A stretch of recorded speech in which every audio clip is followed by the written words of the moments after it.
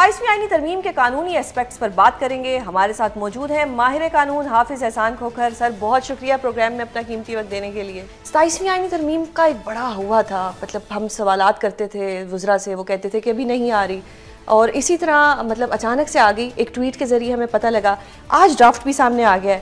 اب سر جب ہم نے ڈرافٹ پڑھے تو اس میں دیکھا ہے کہ 49 شکوں میں سے جو 40 شکیں ہیں وہ ساری کی ساری جو ہماری عدلیہ ہیں اس سے ریلیٹ کرتی ہیں, جس میں سب سے مین چیز جو ہے کہ ایک بڑا جو آئینی عدالت اور ججز کا تبادلہ ہے. اب آئینی عدالت پہ ایز اے لے مین اگر کوئی یہ جاننا چاہے کہ کیا ایشو ہے, کیونکہ اپوزیشن تو کچھ ایسا ایک تاثر دے رہی ہے کہ آئینی عدالت میں پتہ نہیں کیا ہو جائے گا, تو ہم آپ کا اس میں ایک آپ کا انپٹ جاننا چاہتے ہیں کہ ہمارے تاکہ لوگوں کو پتہ لگے کہ آئینی عدالت کیا ہے اور اس میں کیا کیا اچھائیاں ہیں اور اس میں اگر برائیاں ہیں تو کیا کیا. ایک تو یہ ہے کہ دنیا بھر کے اندر ہر کانسٹیٹیوشن کے اندر ایک کانسٹیٹیوشنل اسکیم ہوتی ہے جسٹس سیکٹرز کو ڈیل کرنے کے لیے, اور وہ ٹریڈیشنلی جو ہے وہ چلتا ہے. مثلا جیسے سول کورٹس ہے, آپ کی ریونیو کورٹس ہیں, آپ کی ہائی کورٹس ہیں, آپ کی سپریم کورٹ ہے, یہ ایک سسٹم چلتا ہے. اس کے بعد ایک دور آیا کہ اسپیشلائز کورٹس کا آ گیا. آپ کے پاس کسٹمز آ گئے, آپ کے پاس ٹیکس آ گئے, آپ کے پاس کمپٹیشنز آ گئے. اس کے بعد جب آگے دور آیا تو لوگوں کے لیگل جو کمپلیکیٹڈ ایشوز تھے اس کے لیے جو ہے لوگوں نے کانسٹیٹیوشن ٹچ سٹون پہ جانا شروع کر دیا. آپ امیجن کریں نا کہ 47 سے پہلے یا 56 کے اندر یا 73 سے پہلے یا اس کے بعد جو تھا کتنا کو فنڈامنٹل رائٹس کے اوپر جو لوگ جا کے لیٹیگیشن کرتے, روٹین کی ایک لیٹیگیشن تھی اور چیزیں چل رہی تھی. اب یہ ہے کہ جب پاکستان کے علاوہ دنیا بھر نے ایک ایکسپیرینس کیا, تقریباً 40 ممالک سے زیادہ کانسٹیٹیوشن کورٹس بنی, اور انہوں نے کہا یار اس طرح کر لیتے ہیں کہ پریورٹی عام آدمی ہے کہ اس کے جو رائٹس ہیں, اس کے جو لائبلٹیز ہیں یا اس کے جو انفورسمنٹس ہیں, کانٹریکٹس ہے, انہیریٹنس ہے, کرمنل میٹرز ہیں, سارے جو ہیں ان کے لیے ایک علیحدہ فورم کر لیتے ہیں.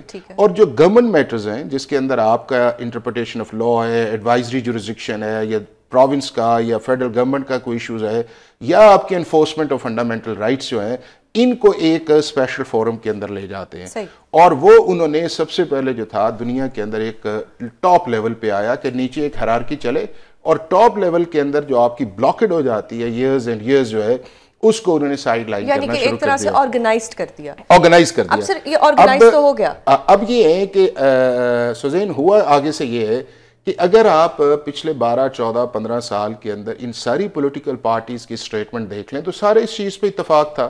مثلا پیپلز پارٹی اور PMLN نے تو COD کر دیا کہ جی کانسٹیٹیوشنل کورٹ بننی چاہیے. اس کے بعد PTI نے بھی انڈورس کیا, JUI نے بھی انڈورس کیا, ساری پولیٹیکل پارٹیز نے کہا یار ایک علیحدہ سٹرکچر ہونا چاہیے تاکہ عام آدمی, آپ بھی لوئر ہیں, آپ نہیں دیکھتے کہ 20-20 سال لوگوں کے کیسز چلتے رہتے ہیں, یا کتنی کو ہماری ہائی کورٹ یا سپریم کورٹ کی پریورٹی جو ہے وہ کرمنل اپیلز ہیں یا پریمپشنز کے کیسز ہیں یا سیول اپیلز ہیں. مجھے بتائیں ججز کے ٹرانسفر کی جو بات ہو رہی ہے اس پہ بھی بڑی کنٹروورسی بن رہی ہے, خاص طور پہ PTI کی طرف سے, یا اوور آل ایک امپریشن ایسا آ رہا ہے کہ جی کچھ ججز جو تھوڑے باغی ہو رہے تھے یا وہ لیٹرز لکھ رہے تھے, یہ شاید ان کو ٹرانسفر کرنے کے لیے سب کیا جا رہا ہے. سوزین یہ ہے کہ ہم نے جو انڈیپینڈنس آف جوڈیشری ہے اس کے سٹینڈرڈ ذرا جو ہمارے ملک کے اندر, ہم یہ کہتے ہیں کہ انڈیپینڈنس آف جوڈیشری یہ ہے کہ سپریم کورٹ یا ہائی کورٹ خود ہی اپنے ججز لگائے.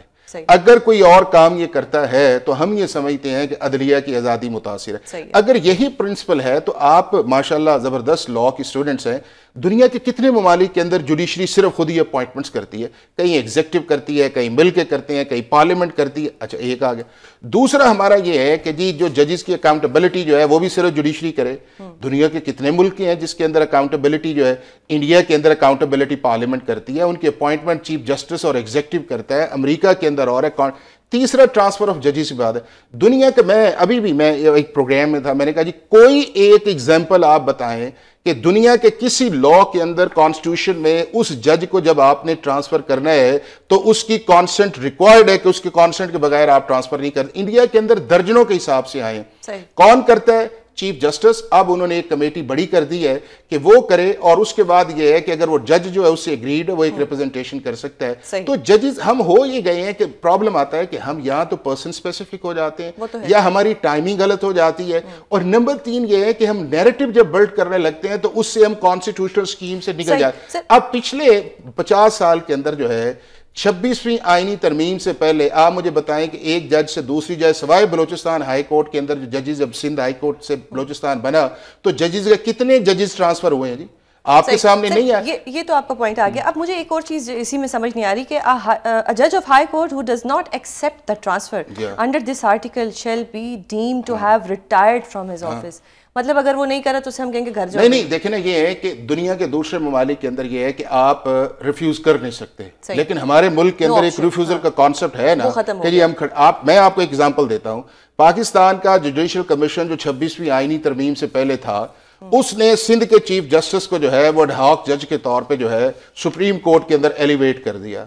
آج بھی وہ سپریم کورٹ کے اندر جوڈیشل کمیشن کے منٹس ہیں, اس چیف جسٹس نے کہا جی میں تو نہیں آؤں گا, اگر مجھے آپ نے لے کے آنا ہے تو میں صرف اور صرف ایز اے پرماننٹ جج کے طور پہ آؤں گا. اور ہماری وہاں کی بار ایسوسیشن جو تھیں وہ اس چیف جسٹس کے پیچھے کھڑی ہو گئیں. تو ڈیفائنس تو آپ کے سامنے نظر آتی ہے. تو اب اگر ڈیفائنس آپ کی ہے کہ اگر آپ ایک نمبر 1 یہ ہے کہ آپ نے اوتھ لیا ہے کانسٹیٹیوشن کا, اب اس کانسٹیٹیوشنل میکنزم کے اندر جو ہے اگر ویزا ورس چلا جائے کہ کیوں ایسی چیز ہے کہ جی میں آپ کے نہیں ہے, پروونسز کے اندر جو ہائی کورٹس بنی ہوئی ہیں, ہر جج کی پریورٹی ہے کہ میں پرنسپل سیٹ پہ رہوں, وہ دوسری جگہ نہیں جانا چاہتا. اور اگر وہ سمجھتا ہے کہ وہ پنشمنٹ ہے تو پھر میں یہ سمجھتا ہوں کہ کانڈکٹ کا بھی ایشو ہے.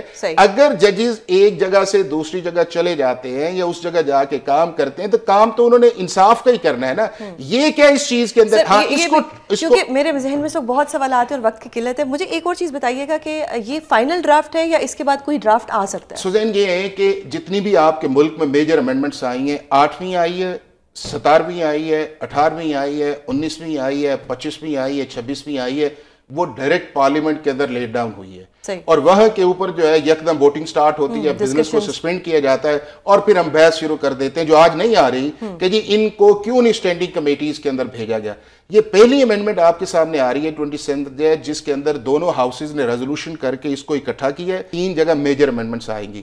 ایک ہی آئیں گی کہ جو ایم کیو ایم کے کنسرنز سے آرٹیکل 140A کے اندر اور پینڈنگ بل پڑا ہوا ہے اس کے متعلق ڈیفینیٹلی آرٹیکل 140A کو ٹون ڈاؤن کیا جائے گا. اس کے بعد دوسری جو امینڈمنٹ آئے گی وہ آئے گی آپ کی بلوچستان کی جو سیٹس ہیں اس کے متعلق. دس از ناٹ دا فائنل. یہ آپ کو ایک وہ آیا ہے کہ جو آپ نے ایک ہوا سمجھا ہوا تھا کہ جی پتہ نہیں کیا آئے گا, اس کے اندر کانسٹیٹیوشنل کوڈ پہلے ہی آ گئی. 243 جو ہے یہ اس میں اسی پہ آ رہی تھی کہ بڑے اس پہ کنفیوژن کریٹ کی جا رہی ہے. کیا ایسا تو کچھ نہیں ہے اس کے اندر؟ 243 آپ دیکھ لیں, اس پہ کہاں اب سیولین کا جو ہے سپرامیسی کمپرومائز ہوئی ہے. اب یہ ہے کہ جو اپوائنٹمنٹس تھیں اس کو آپ نے ایک سینرجائز کر دیا ہے, ایک نیشنل کمانڈ بنا دیا ہے, پرائم منسٹر کو اپر ہینڈ دیا اس کو دیا. اور وہ دنیا کے دوسرے ممالک میں ہے نا. جب 1998 کے اندر ہمارا کارگل کا انڈیا کے ساتھ ہوا, اسی دن ریکمنڈیشنز تھی کہ تینوں سروسز کو کسی ایک جگہ کریں. ہم نے جو جوائنٹ چیف تھا اس کو ایک کوارڈینیٹنگ لیول پہ 76 میں بھٹو صاحب نے بنا دیا اور پھر ہم نے کانسٹیٹیوشن میں ڈال دیا. لیکن اس کے بعد یہ ہے کہ اس کوارڈینیٹنگ سے چیز آگے بڑھ, اب آپ کو آپریشنل چاہیے.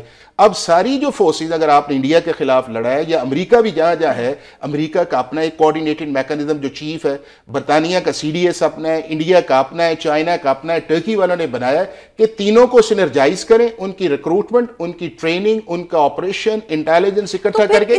تو ایک پرنسپل ملٹری ایڈوائزر جو ہے وہ چلا گیا. اور دوسرا جو بار بار بات کی جاتی ہے فیلڈ مارشل کا, دنیا کے اندر field marshal is not an appointment جی. It is a ceremonial recognition of a military services G.